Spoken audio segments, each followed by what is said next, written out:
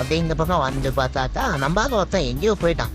சரி அவனை ஃபாலோ பண்ணாமன்னு சொல்லிட்டு போய் ஜிபே எடுத்தான். போடு அர்ஜுனர் வில்லு அடிச்சனர் சுண்டு அப்படின்னு அப்படியே பாட்டை போட்டுக்காங்கன்னு வச்சு ரேங்க் புஷ் பண்ண வாங்கடான்னு கொடுத்தா ஆள் ஒரு பக்கம் தனியாக கிளம்பிட்டானுங்க சுற்றி பார்த்துட்டு. சரி நம்ம தனியாக என்ன செத்துருவோமே இவனுங்க கூட போனால் இவனுங்க கிட்ட ஏனி 2 பேர் விடுவேனா நான் அடி அடிச்சேன். அவனுங்க விடவே இல்லையே ஏரியாடு அடின்னு வச்சானு. சரி பின்னாடி போய் பேக்கப் சொல்லுவான்னு பார்த்தா நம்மளால ஒருத்தா நான் காட்டான்.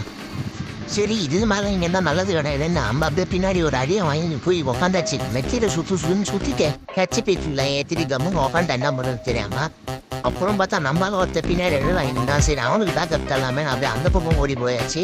ஆனால் சரியான அடிங்க இந்த இடத்துல. அவனுங்களும் சரி நம்மளும் சரி நம்மளும் மாற்றி சுட்டுனோம் அவங்க மாற்றி சுட்டு வரானுங்க.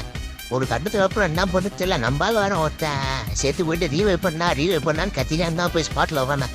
சரி அப்போதான் நம்மளுக்கு தேடி வருவானுங்க எனிமி. நம்மளால ஒருத்த பின்னாடி தான் அவனும் வந்து எனிமே அடிச்சிடுவான். நம்மளும் சேஃப் டைம் தீவு அப்படின்னாலும் ஒரு பிளானை போட்டோம்.